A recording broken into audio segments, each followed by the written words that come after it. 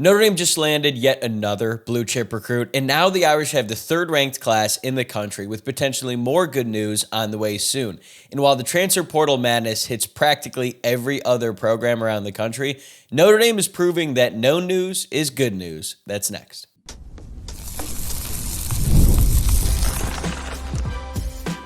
You are Locked On Irish, your daily podcast on the Notre Dame Fighting Irish. Part of the Locked On Podcast Network, your team every day. Hey, what's going on and welcome in. This is Locked On Irish, your daily Notre Dame podcast. My name is Wojciak and I'm the host. I'm a Notre Dame alum and producer at Fox Sports. It is great to have you here with me on Tuesday, April 29th, and thanks for making this your first listen of the day. Before we get rolling, I want to remind you to please subscribe on YouTube or wherever you are listening to the podcast if you have not already. And this episode is brought to you by the Amazon Fire TV Stick 4K. Turn any TV into your Xbox, no console needed. Head to Amazon.com/Fire TV Locked On to learn more. All right, we got a jam-packed show for you today. Notre Dame is on a tear right now on the recruiting trail. We've been talking about it for weeks, and they picked up yet another big-time commitment over the weekend, this time from four-star defensive back Aiden Pouncey out of Florida. We're going to start by breaking down why Pouncey is such a big-time addition to the class of 2026 and what makes him such a perfect fit for everything that Notre Dame is building in the secondary. Pouncey is the fifth player to commit to the Irish in the month of April, and two other top targets, running back Javian Osborne and defensive tackle Tiki, Hola, are both nearing decision dates here soon, so I expect this very impressive run to continue. And finally, we're going to wrap things up with the transfer portal update. And to be honest, there hasn't really been much to update you on because Notre Dame's stability through this portal window, I believe, says a lot about where the program is at under Marcus Freeman and the direction they're going fresh off a trip to the national championship. Let's talk about the biggest news of the weekend. Four-star Aiden Pouncy commits to Notre Dame. He's a safety out of Winter Park, Florida. He is listed at 6'2", 160 pounds, and he is one of the best recruits in the entire country. He's ranked number 140 nationally and the number 11 safety on the 24/7 Sports Composite. Although he could play cornerback, he's listed as a safety on most of the recruiting sites, but I think some people might project him to play corner. I think he's probably best suited to play safety at Notre Dame. I think that's what they're looking at him as, but he's one of those players who's just so good. Once he gets on campus, you can figure out where he needs to play. The biggest thing is getting him on campus, and Notre Dame just took a big step in making that happen with his verbal commitment. Now, Pouncey chose Notre Dame over offers from LSU, Miami, Florida, Clemson, Georgia, in more than 40 total programs. This is one of the most coveted recruits in that area of the country. His brothers, Ethan and Jordan, both played at Florida in their home state. Jordan also played at Texas as well. So the fact that Notre Dame went into the heart of SEC country and poached one of the top defensive backs in the region, on one hand, it's not that surprising when you consider the run that Notre Dame has had in the secondary, but you think about where this program was at, and specifically this position unit, where they were at like 6-7 years ago. It's amazing how far this room has come, and so much of it is owed to Mike Mickens, who has done a phenomenal job since he came over to Notre Dame. But this really ramped up here in recent weeks. He visited Notre Dame on April 23rd. They've been trying to get him on campus for a long time, and then Notre Dame absolutely blew him away during this visit. He was a perfect fit culturally and obviously as a football player as well. So it felt like all Notre Dame had to do was get him on campus and then really just pull out the red carpet for him. That's exactly what they did. And ultimately, that led to his commitment to the Irish. Even though he has official visits scheduled for June, I believe those are going to get canceled. I think he's going to shut everything down and just stay locked into Notre Dame. He was scheduled to visit Miami at the end of May. He also had visits scheduled for Syracuse and LSU in the month of June. But now he is all Irish, and Notre Dame is getting a very, very talented prospect. This guy is an elite athlete. He plays defensive back, corner, and safety for his high school. He's a wide receiver. He's their lead return man. And everything that he does on the football field just looks so easy for him, right? And he's playing against really good competition in Florida. It's not like he's playing, some borderline eighth graders, right, in some small town area of the country. There is a lot of really good high school football in Florida, and it looks like Ayden Pouncey is just head and shoulders above his competition, despite the fact that he's not the biggest guy in the entire world. He's only 160 pounds, but he's tall, he can move really well, and he's extremely explosive. And I think he's very physical for someone his size. He racked up 20 tackles, 2 interceptions, 3 pass breakups in 8 games last season. And he's also pretty difficult to bring down when he's got the ball in his hands. You would think, like,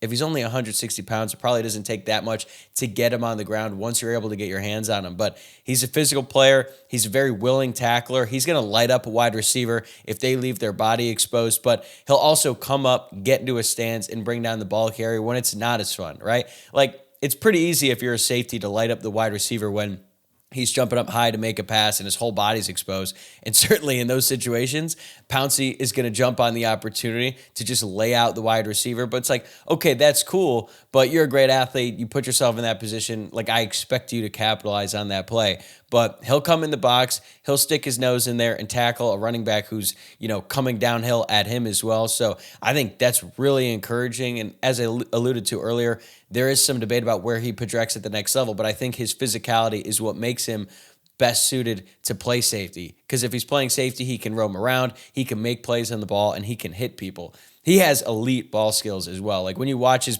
highlights as a wide receiver, he's going up there making plays on balls in the air, just jumping over cornerbacks and safeties that are trying to cover him in those scenarios. I think he could actually play college football as a wide receiver, but he's definitely a better defensive back, and that's what Notre Dame is recruiting him for, as well as all the other schools that I was talking about earlier. Also, when you're thinking about where he's going to play at Notre Dame just signed 3 awesome cornerbacks in this past cycle with Dallas Golden, Mark Zachary, and Cree Thomas, who was sort of the most underrated prospect out of the 3, but then he had a really impressive spring practice, and also looks like Carson Hobbs is coming into his own. So it makes a little bit more sense for Aiden Pouncey to play safety once he gets on campus at Notre Dame. But as I'm talking about his strengths and weaknesses as a player, I would highly encourage everyone to go read Tim Priester's film review. Tim, obviously, senior editor, Irish Illustrated. We've had him on the show once before. We always have Irish Illustrated guys. A great relationship with everyone over there. But I was reading his film breakdown of Aiden Pouncey. And don't get me wrong, like, I'm high on Aiden Pouncey. I think he's a really talented prospect. There is nobody in the world that is higher on Aiden Pouncey than Tim Priester. When I was reading it, it sounded like he was describing Travis Hunter, and I couldn't believe it because Tim is not one to just throw around compliments that easily. But I was truly blown away by what Tim had to say about Pouncey, and he's been doing this for a long, long time. So I certainly take his word for it. Now, that doesn't mean there's not some areas where he can improve. He definitely needs to get bigger. He definitely needs to get stronger. Like, you can't be 160 pounds in playing safety at the collegiate level. So he still has 1 more year left of high school football. And then once he gets in the Notre Dame weight program, I think he's going to put on some good weight really quickly. Like, it's really exciting to think about just how good he can be once he fills out more. If he's playing at like 180, 185, maybe he gets all the way up to 190 later on in his career. But I think that's why he has such great upside, because he's already so physical. And then once he gets more weight, more strength, he's going to just be a very violent player, and he's only going to become a better athlete once he's in college, and he's just spending more time with someone like Lauren Landau, who's known for basically making all of his players more athletic, more explosive, faster, can jump higher, all that stuff. But he does have to get a little bit better with his technique in college. That's not really a surprise. Like, right now, he's able to get away with just being the best athlete on the field. You see this a lot. This is not a knock specifically on him, but it's just something he's going to have to get better at once he's in college, and he's just not head and shoulders above everyone else on the field athletically, but that's going to come in time. That's going to come with more development with the college DB's coach, one as good as Mike Mickens, and Mike Mickens is a big reason why Notre Dame was able to win out in this recruitment. It was Mike Mickens, it was Marcus Freeman.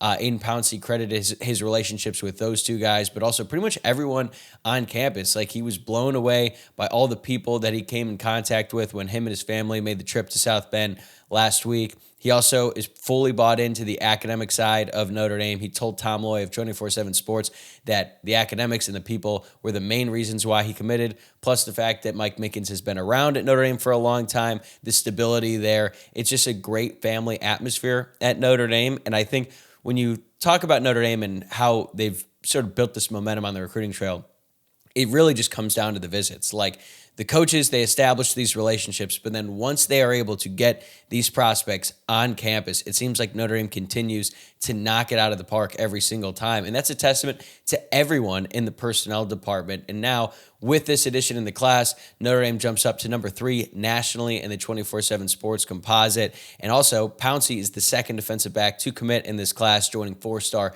Chasten Smith. He's the third Florida commit too, so he joins Noah Grubb and Dylan Faison as well. So Notre Dame is just really firing on all cylinders right now. They're going into difficult areas of the country, or at least areas that traditionally have been harder for them to land guys in, and they're getting prospects at big-time positions. And, there were some concerns a couple months ago about why this class had gotten off to such a slow start, but then they hired Mike Martin. They basically assembled their personnel department, and I think that Mike Martin and the staff that he has assembled, they deserve a ton of credit, not just for the commitment of Ayden Pouncey, but everything that's going on right now for them. Like, they have got things rolling right now, and don't expect the good news to stop here, because 2 more top prospects are set to announce soon, and Notre Dame could land both. So let's talk about what's next in this red-hot 2026 class coming up next. Today's episode is brought to you by Gametime. There's nothing like the atmosphere of an NBA playoff game. Every bucket, every defensive stop, every moment feels huge. It's electric in the arena, and with Gametime, you can be part of it without the stress of last-minute ticket hunting. Gametime makes it fast and easy to get playoff tickets even when demand is sky high. Prices on the app actually go down as tip-off gets closer, and their last-minute deals can save you up to 60%. So here's why I use Gametime. You can save up to 60% off buying last minute for sports, concerts, comedy, theater, etc. Plus, the all-in pricing means no surprise fees at checkout. What you see is what you pay. Take the guesswork out of buying tickets with Gametime. Download the Gametime app, create an account, and use code LOCKEDONCollege for $20 off your first purchase. Terms apply. Again, create an account and redeem code LOCKEDONCollege for $20 off. Download Gametime today. Last-minute tickets, lowest price, guaranteed. So as we start to look ahead to what's next for Notre Dame in the class of 2026, there are 2 more commitment announcements that are coming up here, and they are massive for Notre Dame's class. So the first one is going to be from 4-star running back Javian Osborne, who is set to commit this Saturday, May 3rd. And Osborne narrowed his recruitment down to Notre Dame and Michigan about a month ago, and this was a big deal because at one point it felt like Texas was in the lead. He's from Texas, so that made sense. But then Michigan was kind of running away with it. He was getting crystal ball predictions to go to Michigan, and then Notre Dame hired Javian Sider. He immediately made Osborne a priority. Notre Dame became right up there at the top, and then it came down to Notre Dame and Michigan. So then he visited South Bend for the Blue Gold game, but then he went to Michigan the week after. And I'll admit, I was a little bit nervous about the trip to Michigan because it felt like they were kind of getting the last say on the matter. And even though there was a bunch of reasons to think that Notre Dame was trending in the right direction, the fact that he was going back to Michigan one last time, I was like, hey, who knows? Maybe they send in a Godfather offer. Tony Alford just convinces him to come to Michigan. But ever since that visit and all the reporting that's been out there, it feels like that was a formality more than anything, and Notre Dame is in a really good spot. So I expect him to pick the Irish on Saturday. Obviously, we're going to have to wait and see for him to announce it and make it official, but I certainly like Notre Dame's chances here. He's a top 100 prospect in the entire country, ranked number 90 overall. He's the number 6 running back in the class, according to the 24/7 Sports Composite, and he would be the first running back to commit to Notre Dame in this class and the first to commit to Javian Sider. And I would not be surprised if Notre Dame is able to land Javian Osborne on Saturday if another running back committed shortly thereafter, because Notre Dame has made it pretty clear at this point. They're taking 2 running backs in this class. So if Osborne commits on Saturday, that means there's basically 1 spot open, and there are 3 very interested prospects. There's Brian Bonner out of California. There's DeSeven Walker. There's Jonas Walton. All 3 of those guys are really, really talented. And Javian Sider is actually visiting one of those 3, Brian Bonner, out here in California right now. He was with him on Monday. Bonner posted it to his social media. And honestly, I've said this before, if Notre Dame is able to get Osborne and Bonner, that is an incredible haul at the running back position, because Osborne is the number 6 running back in the class. Bonner is the number 7, and I think they bring different things to the table. Bonner is a little bit more of a speedster. Brian Smith, our Locked On recruiting insider, compared him to Jeremiah Love, who is a decent college football player, I would say. So if they were able to get Bonner and Osborne, I think that's a better duo than when Notre Dame landed Aeneas Williams and Kedron Young a few years ago. Like, they are just that talented, and I do expect there to be some movement once Osborne makes his decision, because then Notre Dame is going to go all in on filling that other running back spot. There's also 4-star defensive tackle Tiki Hola, who is set to commit the following Saturday on May 10th. Notre Dame appears to be in the driver's seat here, but they're also battling SMU. USC had been in the mix for a while. Tiki Hola is also a prospect out of Texas, so SMU is a little bit closer to home in this scenario. Hola is just outside the top 300 nationally. He's number 310 overall, and he's ranked the number 35 defensive lineman on the 24/7 Sports Composite. He's listed at 6'2", 285 pounds, so he doesn't have like the ideal size for a defensive tackle, but considering Notre Dame has not picked up a defensive tackle in this class, and it is a massive position of need, this would be a great start. And the fact that they're in prime position with him means they absolutely have to land him. He's a powerful, disruptive interior D-line prospect. That's a huge need in every single recruiting cycle, but specifically this one because of the misses that Notre Dame has had at this position in years past. They're already doing really well on the edges with Rodney Dunham and Ebenezer Iwatade, but Tiki Hola is like a perfect Notre Dame fit by all accounts. So the Irish have to close on him as well. I think they will. So if they are able to land Osborne and Tiki Hola in back-to-back weeks, that would put them at 14 commitments in this class by mid-May. They would absolutely be ranked in the top 3 classes in the entire country. They're at 3 right now. I'm not sure if the math would work out, because obviously there's other guys who aren't considering Notre Dame. Their announcements could affect the rankings, but Notre Dame would be firmly in the mix at the top. And there are other top prospects that they're in the mix for as well, who are going to be announcing soon. So 4-star defensive back Jordan Thomas out of Bergen Catholic in New Jersey. It didn't really feel like Notre Dame had a ton of momentum with him early on. Like, they had been recruiting him, and Notre Dame has had a lot of success recruiting Bergen Catholic. Like, that's where Steve Angeli was from, even though he just left to go to Syracuse. But then they got him on campus not that long ago, and then that put him in much better position. The problem is Ohio State is right there as well, and they have been on Jordan Thomas for a while. And just considering the fact that Ohio State is coming off a national championship, the amount of NIL money they have, and just everything that they've got going for right now, it's never going to be fun when you're battling against the Buckeyes for a defensive back prospect, because they have also had a bunch of great defensive backs that came through their program and went on to do big things in the NFL. But Thomas is expected to announce his commitment in early May, so we're going to find out here pretty soon if the Irish are able to land Jordan Thomas. He is more of a corner. Notre Dame is in the mix for other corners as well, like Kari Adams, but I expect he's going to take his recruitment and let that play out a little bit longer, because he's like a borderline 5-star, one of the best prospects in the country. And usually when you're that highly coveted, you're going to let the whole thing play out and make sure that you don't leave a single stone unturned, because you're probably going to be getting all kinds of offers monetarily and just anything else you want with the next college program. So Jordan Thomas is a name to keep an eye out for. 3-star linebacker Jacoby Clapper is another name as well. He's a pretty underrated prospect, but has been rising up the recruiting ranks. Notre Dame has been on him for a while. I think that they saw something in him very early. He's from Cincinnati, plays for St. Xavier, Ohio, Go Bombers.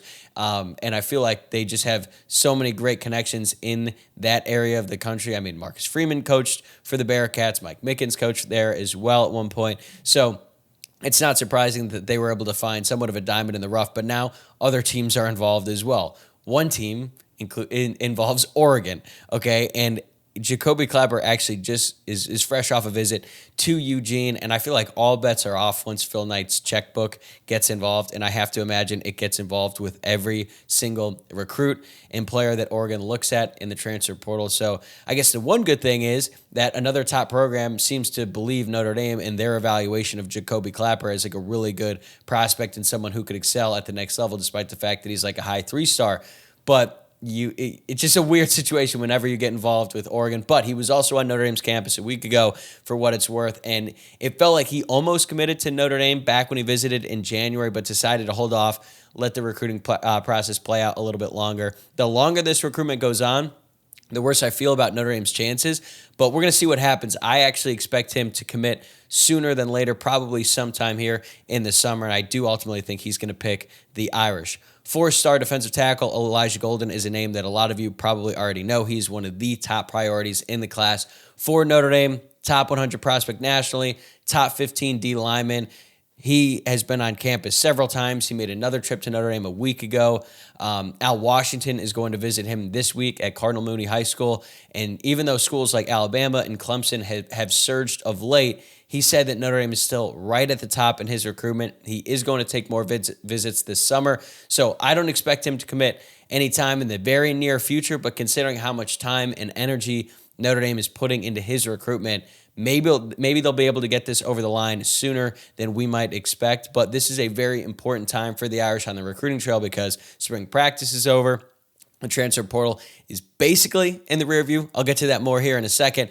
But now it looks like their focus is on high school recruiting. All the coaches are out on the road. They're meeting with these top prospects, and they're focused on building these relationships ahead of the summer official visit season. June is going to be an absolutely pivotal month because they're going to get a ton of prospects on campus for official visits. They're going to get them on campus at the same time with guys who are currently committed to Notre Dame, with players on campus. So those are all big. These are basically all a prelude for that official visit stretch, and it has been nothing but good news for Notre Dame on the recruiting trail as of late, and I think you should expect a lot more good news here in the near future. But while Notre Dame's recruiting momentum is impressive, their stability in the transfer portal is just as important, and I believe it speaks volumes about the culture Marcus Freeman has fostered at Notre Dame. That's coming up next on Locked On Irish.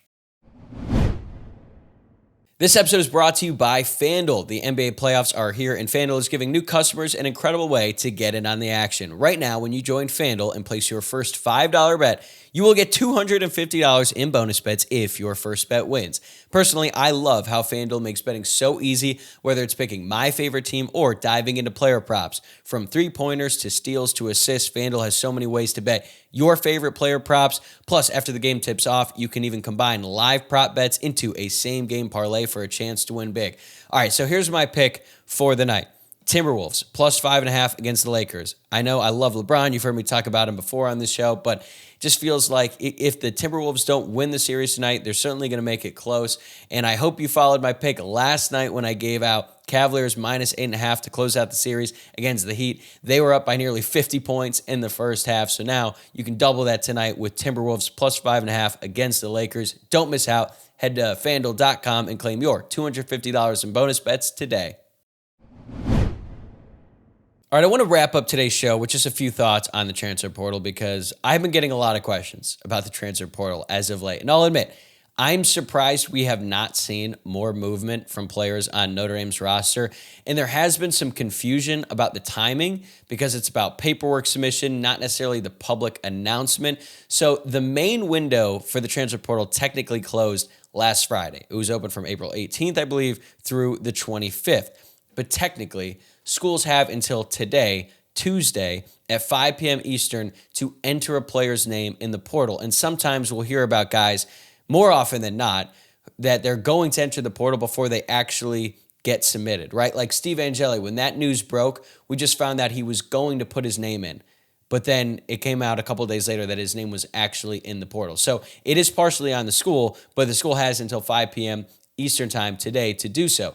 But at the time of this recording, which is 7 p.m. Pacific time on Monday, I have not heard of any impending decisions that are going to happen. So I would be surprised if I hear a name come out between now and the actual deadline. But it's important to point out that if you're a graduate transfer, if you have your degree, you can transfer at any time. So even though the window might close for undergraduate transfers at Notre Dame, there could be a player who has his degree that decides in a couple weeks that they are going to enter their name in the transfer portal. Now, most of these guys don't want to wait too long, right? Because like the teams are filling out their rosters as we speak. But so far, there have not been any new departures for Notre Dame since Steve Angeli. There's also the fact that 105-man roster hard cap that we've been talking about on the show for a while did not come into law at this point like many had expected. So there's still going to be some movement, and I would expect the guys who, even if they're not going to get cut because of the 105-man limit. Like,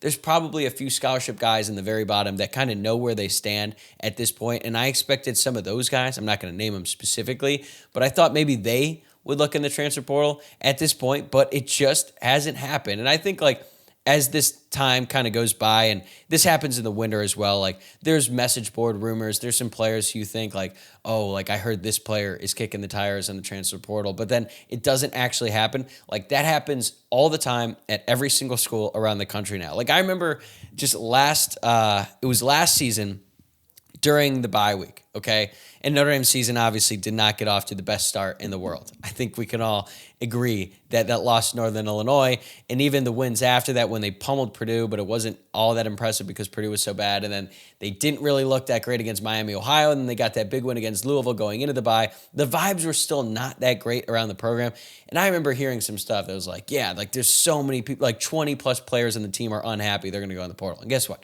That did not happen, right? Because things get figured out. But when you look at how Notre Dame compares to other schools around the country, the amount of attrition was minimal compared to their peers. Like, look at schools like Georgia and even Texas. They have lost a ton of talented players, not necessarily starters, but a lot of players who were backups, certainly on the two deep, and they were really highly recruited out of high school, so they have a ton of potential, but those guys don't want to sit around and wait. And maybe it's a little bit more transactional at some of these places where NIL is a bigger priority. That's just the reality. There's a bunch of players on Alabama who left for the transfer portal, including their starting nickel who came over to Notre Dame. So what does this tell you? I think the program is in great shape right now. Obviously, they just went to the national championship. That's not the only thing. We got to say the quiet part out loud.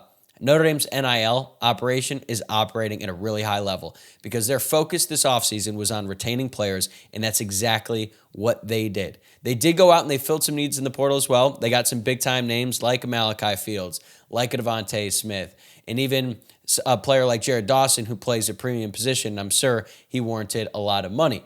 But Notre Dame was able to bring back all the main guys on the roster that they wanted to keep, and the roster is in really good shape. Now, I got to knock on wood, right? Because technically, these guys could leave later on today, or if they're a grad transfer, it could happen eventually. But just based on what I'm hearing and how things are within that locker room right now, I just think there is a high level of buy-in and satisfaction inside the program, and I think Marcus Freeman deserves a ton of credit for building a culture that players want to be a part of. They don't want to leave, right? And Notre Dame's ability to develop guys into the NFL, the ability to win games on Saturdays and then win in the college football playoff and then maintain that stability is a massive advantage for Notre Dame going forward, because we saw last year just how important depth was for Notre Dame in their pursuit of a national championship. They played 16 football games. It doesn't matter who you are. You're going to deal with a lot of injuries during a 16-game season in college football. So you need to develop your high-end talent to be elite, but then you need a bunch of really talented players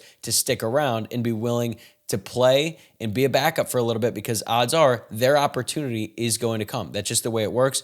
Notre Dame was able to rely on their depth last year to get them to the national championship, but now recruiting is heating up, the roster remains stable, and it's becoming pretty clear.